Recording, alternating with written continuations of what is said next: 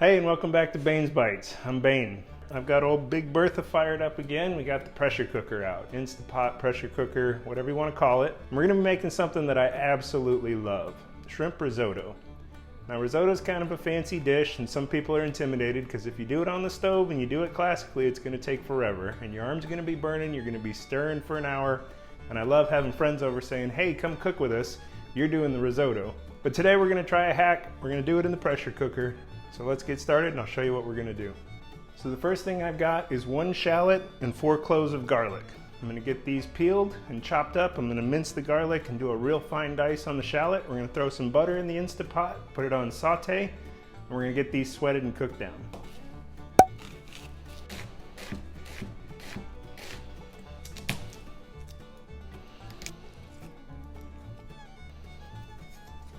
All right, we've got our shallot diced and our garlic minced. We're gonna hit saute and start. I'm gonna let that come up to a good high heat. So as that comes up to heat, I'm gonna add about a tablespoon or so of butter and let that melt. And then we're gonna add our shallot first. Once they start to see some bubbles form, we're gonna grab our shallot, throw it in, let it start to cook down. You wanna hear that sizzle. I mean, something's happening. Somebody somewhere, aka Mr. Pressure Cooker, is doing some work. Once we get those in, we're gonna put just a couple cracks of some sea salt and a little bit of fresh cracked pepper. Give this a stir and let it cook down for just a few minutes. We just want to soften it up. We're not looking to caramelize, we just want to soften up this shallot. It's been about 3 minutes. You can see it's starting to cook down. It's getting soft. I'm going to add our garlic and just cook this and stir it around for just another minute or so. And then we're going to go from there. Now I've got Arborio rice, which is very different from regular rice. It's what you probably should be using for risotto. It's got a higher starch content, and I'm going to measure out 2 cups. Add it into the onions and the butter and the garlic and stir it around. I'm just going to toast it for a minute or 2.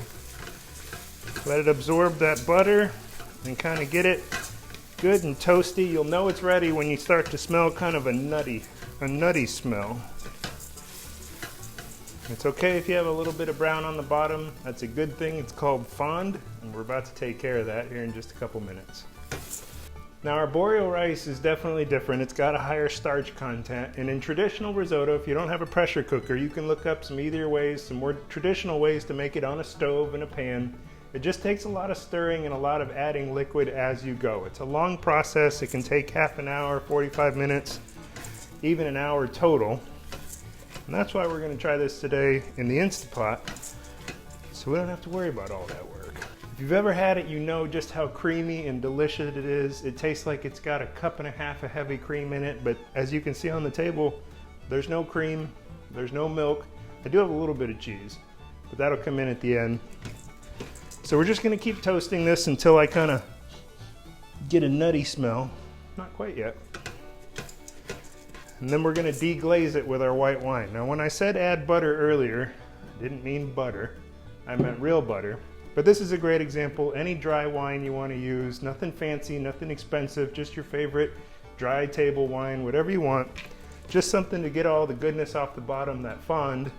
Get it deglazed, get it mixed in, get the flavor that you get from caramelizing quick like that.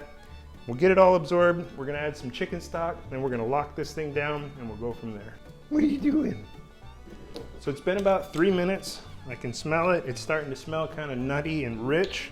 I've just got some white wine. I'm gonna add about 1/4 cup to 1/2 cup, whatever you want. There's that noise. Once I add it, I want to make sure I stir real good to get all that stuff off the bottom. That fond is a whole bunch of flavor that you can work out. And it smells so good. It's all gone off the bottom. I'm going to cook this for just a couple minutes, let that alcohol kind of evaporate off, and you can see it's back to steaming just like it was. Then we're going to measure out 4 cups of chicken stock. I get low sodium since it's going to concentrate down. We're going to add 4 cups of chicken stock into here, lock it on, and set the pressure cooker. All right, so we deglazed our pan. It smells amazing. Most of the alcohol is cooked off. There's just a little bit of liquid. I've turned it off. I'm gonna go ahead and add 4 cups of chicken broth. Give it a quick stir, just so nothing sticks. Measure out 2 more cups, and I'll add them in. All right, I'm just gonna give it 1 quick stir and make sure nothing's stuck on the sides or the bottom. Feels good.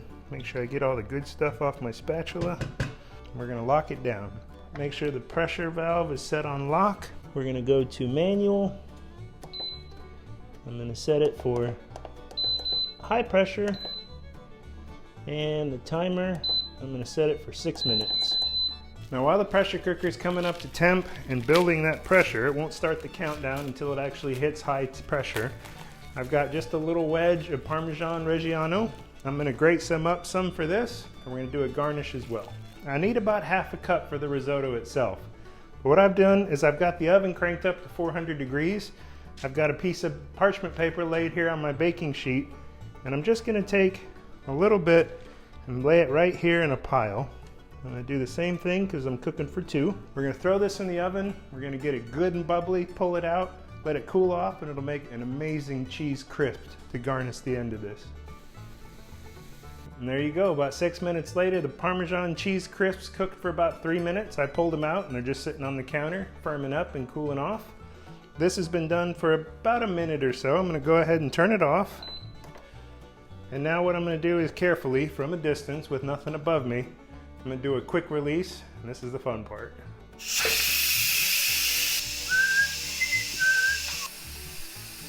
Now we'll carefully open it. Boom! Just kidding. Bubbling, looks delicious. We'll get the lid out of the way, and let's finish this stuff up. So I'm actually gonna put it back on saute. Hit start, let that come up to temp. Grab my spatula and I wanna look at it. It's still a little watery, and that's okay, because that will cook down pretty quick, and we still got some shrimp to add to finish this off.